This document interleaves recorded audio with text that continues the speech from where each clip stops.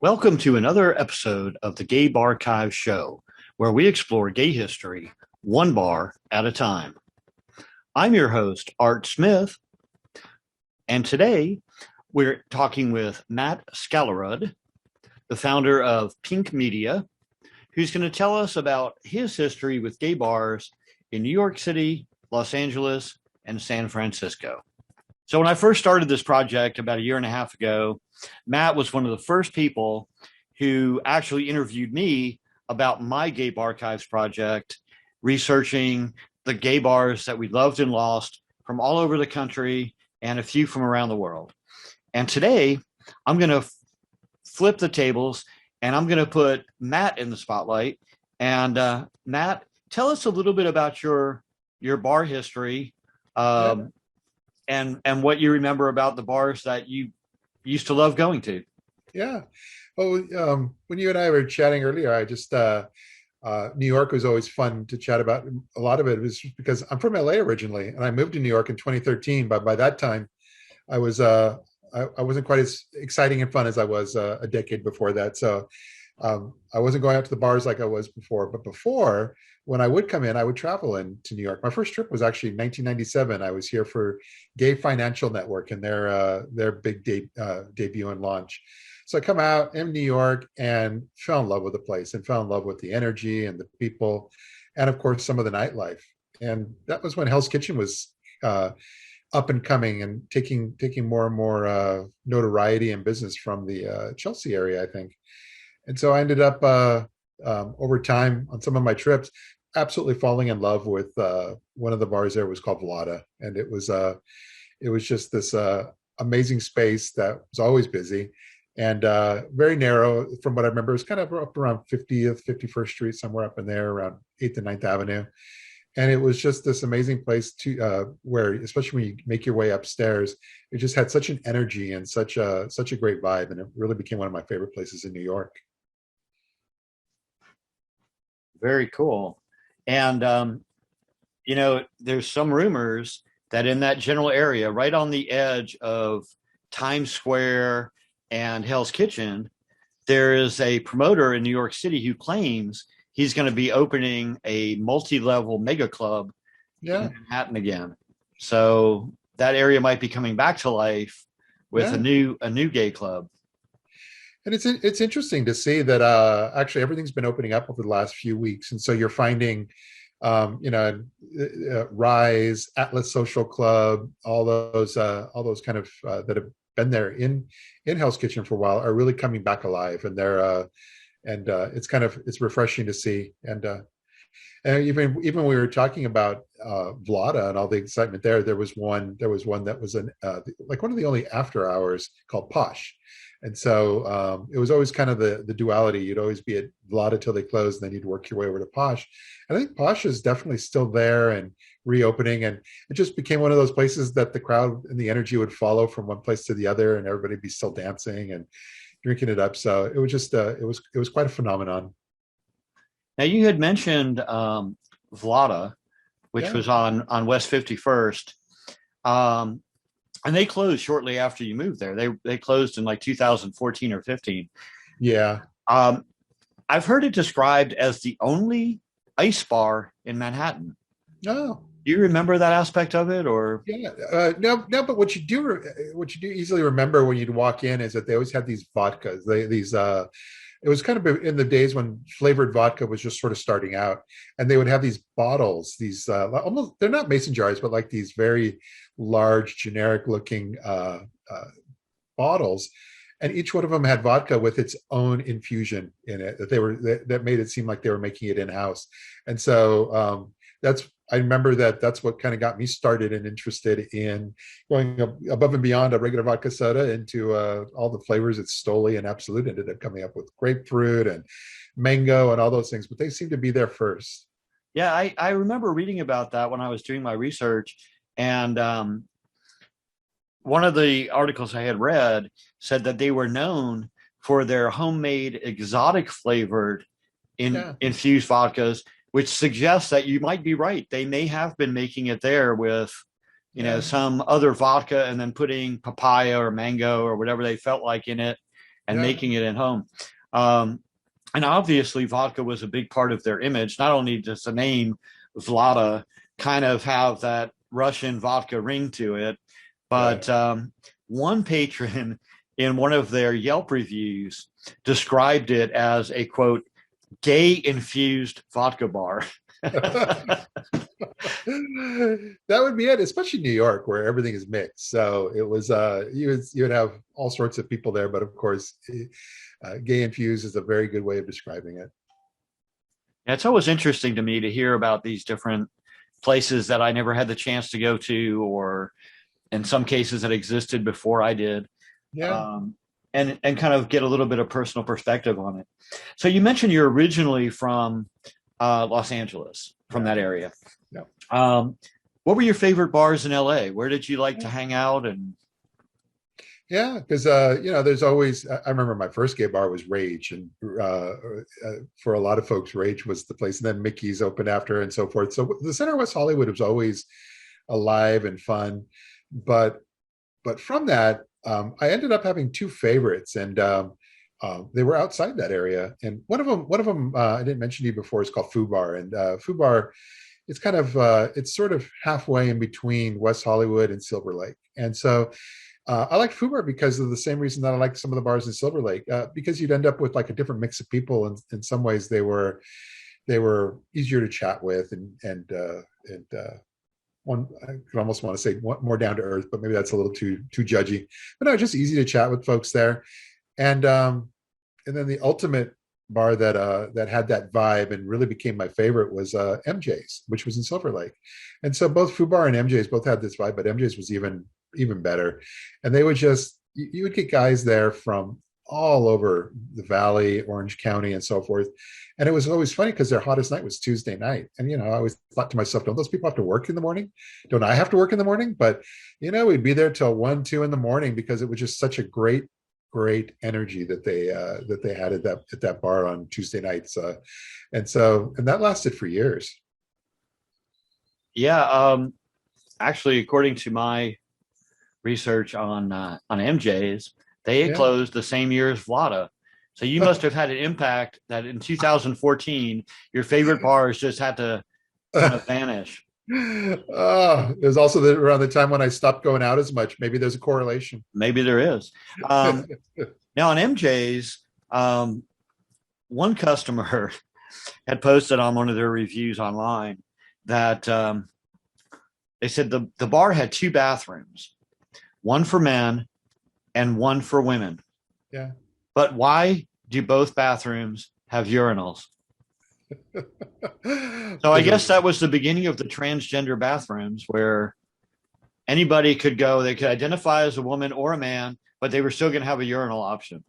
So yeah, that's one way of looking at it. The other side way is that there were very few women that ever went to that club. It was almost all guys, and so they probably threw the urinals in there just to offload some of the line.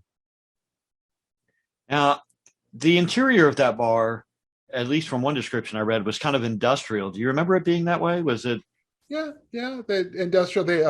And they would always have go-go boys in all corners and all around the dance floor and so forth. They had a dance floor, they had a DJ, and it had that vibe. But it also had a whole outdoor area in the back, which was great, because in that way you can kind of get away from the heat and everything going on inside. You go outside for a little bit, drink, meet another group of people, go back in. They even had pool table and stuff inside as well. So it was always just it was a really great mix. Yeah, I've heard a lot of good things about that place. And you also mentioned Rage in West Hollywood, which very recently closed. Yeah. I think it was at the end of 2020 or the beginning of this year.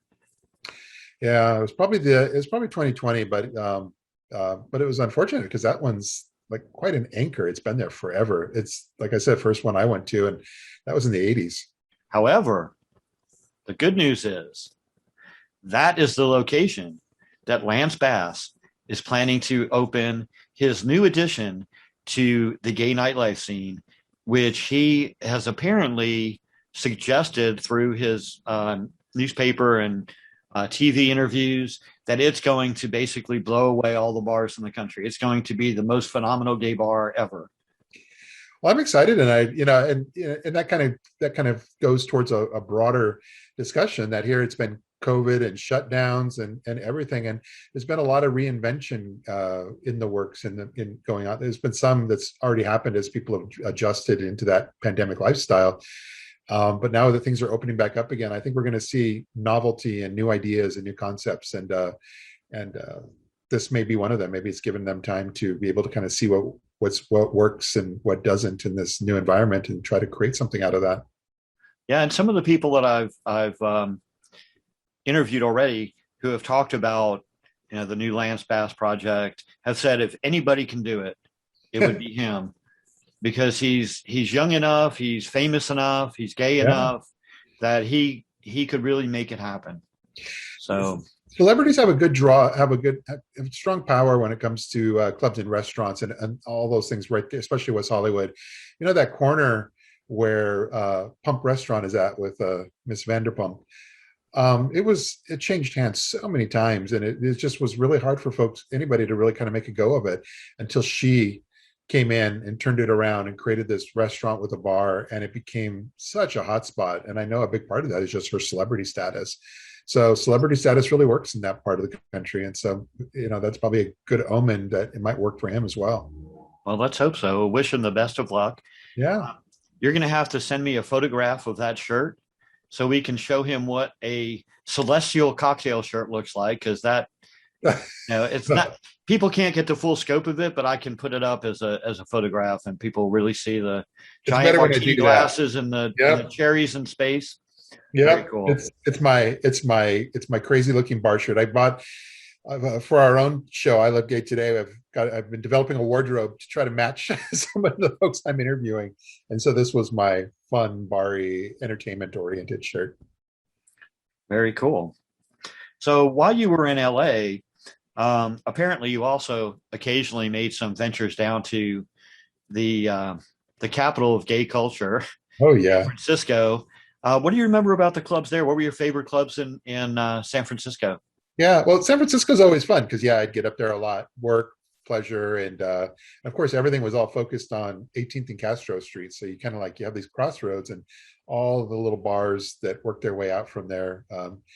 They were just so close. You could walk or stumble from one to the other. And but I think it's because I'm from LA, and this is some people may think that's a good or bad thing, but I fell in love with Badlands because Badlands was like one of the few bar clubs there that it actually had kind of a bit of an LA feel when you're there. And so they had dancing and great places to hang out and chat, and they always had really fun people. For me, that's always one of the top things I always look for is the people that these bars will attract. And so Badlands always just had a group of really fun people that I used to love to go to whenever I was in town, hang out, chat. And it became really good. And I think it's still there as well.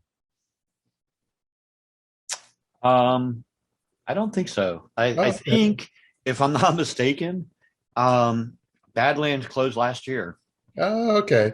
I can't keep up with all these things. That was on 18th Street, right? Yeah. It was right up the hill. Yeah, they were open from 1975 to 2020, 4.5 decades. And according to their announcement, it said, quote, after 45 years, Castro Video Bar Badlands has announced its permanent closure. Wow. Quote, later this fall, a new bar under new ownership will open in the Badlands location, owner Les Natali wrote on Facebook. The name of the new bar and other details will be announced later, closer to the opening date. Yeah. See, that's what makes what you're doing even so much more important than you probably thought it was going to be when you first started, which is just that, with the pandemic and the way it's hit bars and restaurants and so forth, much harder than some of the other industries. And, that just really, that's opened up a whole series of articles and conversations about what is the future of, where's all this going with so many bars shutting down over the last 12 months. Well, and there's a lot of things that, as you know, having your finger on social media and the internet and the gay travel industry, all those hats that you wear, how much things have changed Yeah. in the last 2 decades, when 20 or 30 years ago, the gay bar scene was the center of our community. That was where all the connections were made. That's where you made your friends. You possibly met a business partner. You got support for whatever social cause you were working on. You organized political rallies. Everything was done under the umbrella of the nightlife scene. That was everything to the gay community.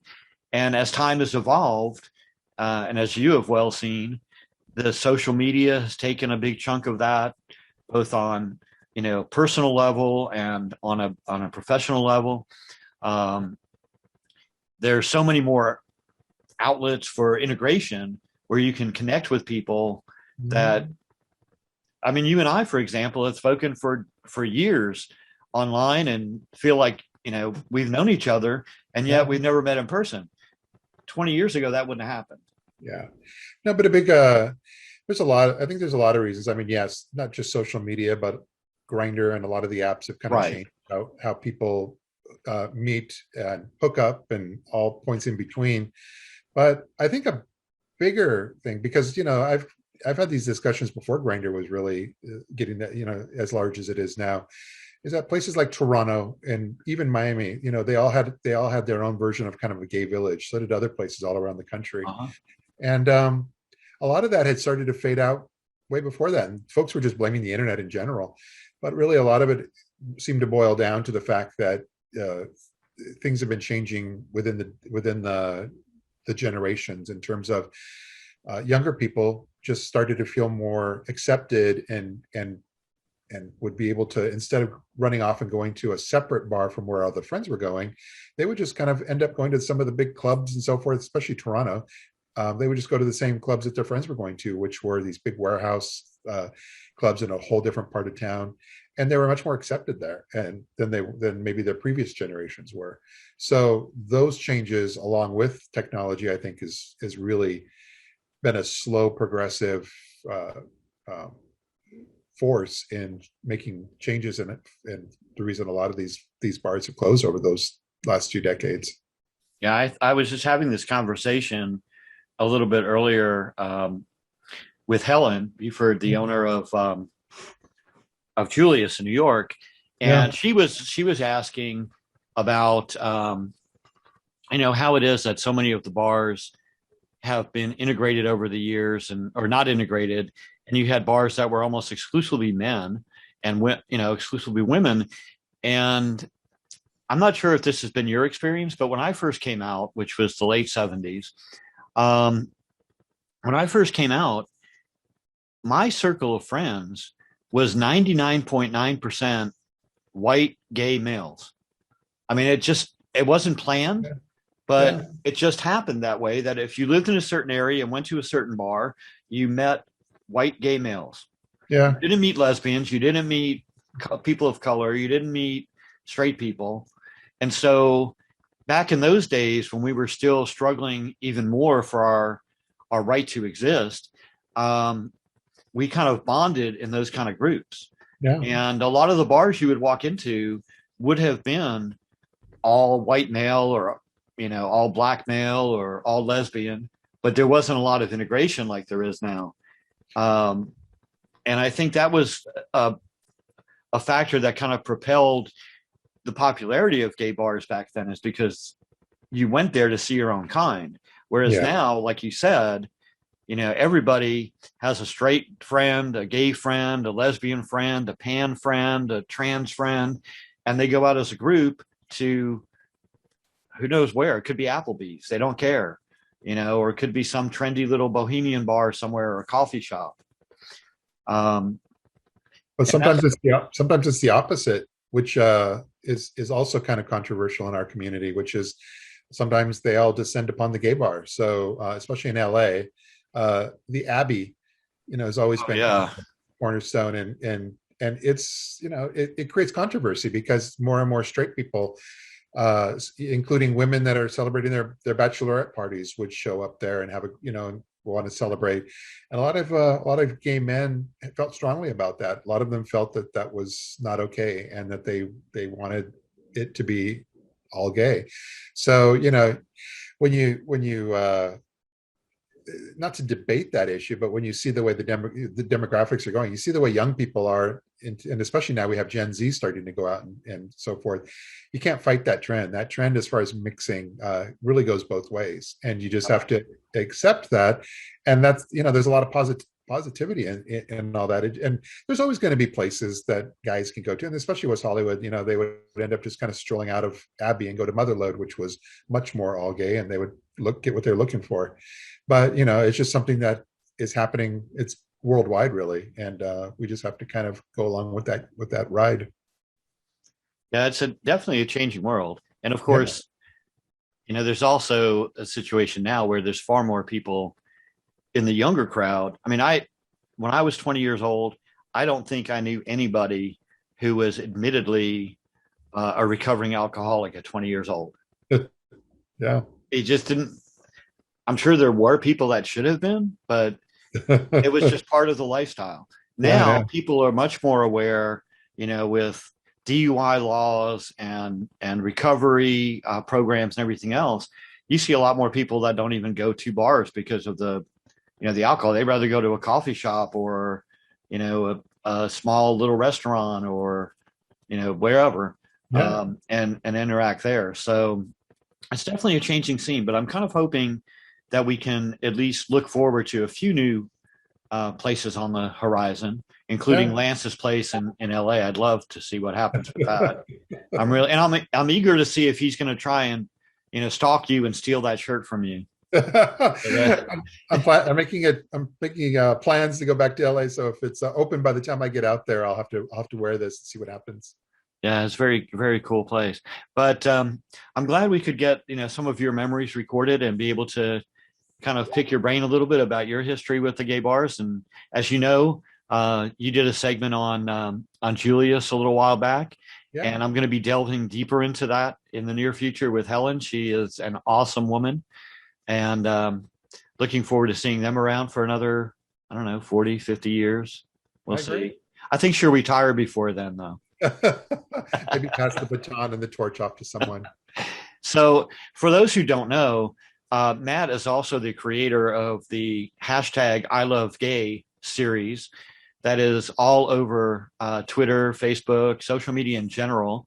And my favorite hashtag that I have been abusing the hell out of for the last 6 months is hashtag I Love Gay Bars. But we're going to list some of those and your websites and social media links at the end here, so everybody can kind of connect with you and stalk you or whatever they want to do and watch your videos, learn about gay people from all over the world. I know you do your interviews from the comfort of your own home or office, but you do them with people in Europe. I don't know what other continents you've done. I know it's and that's a whole other conversation, but the whole way that we communicate and collaborate and engage with each other has really changed drastically over the last few years. And it's we've always wanted to be global, and in many ways we were with the internet and connecting us globally. But these tools with Twitter, and especially Twitter, connects us globally in a way that we never were before. And so now I end up feeling very connected with folks all over Europe and Australia and in India. So yesterday we interviewed these two guys that have a great podcast out of the UK, and it's just always a matter of just trying to get a time zone that works best for both of us for that. And then tonight at 6 p.m. I'm going to be doing one with us in Australia, and I just had a request come through with a really good candidate, and he's from India. So yeah, that's the world we live in today. Yeah, and by and large, you might almost look at this as one of the silver linings of COVID, because before COVID, the idea of teleconferencing was out there. Yeah. But with COVID, Zoom particularly came right to the forefront, and now everybody in their brother's canary has a Zoom account and can sit there and do video chat with anybody in the world, which is really going to really impact the long term of communication. It's something we didn't do even 5 years ago.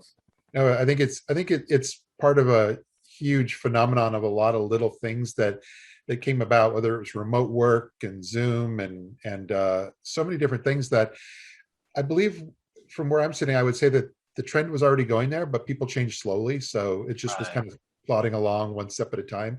But COVID expedited these video chats, and not only expedited it, but also forced them and others to really kind of grow up when it comes to their own technology and to kind of adapt and be ready for where things are as things continue to open up this year and into next year. I think all this technology is going to still be a part of Pride festivals that went virtual, film festivals, all the LGBT film festivals. They're not going to go to the pure old model that they were in. They've discovered that they have an audience on streaming. So all of that is going to be incorporated into the future of film festivals, and I think the list goes on. It does. Yeah. And we're fortunate to be a part of that, be able to experience it. I'm excited. You're, like you said, the silver lining. So I'm looking forward to where all this goes. Well, we wish you all the best with your endeavors and Thank you. all the hats that you have to wear in the media world, the travel world, and the business world in general.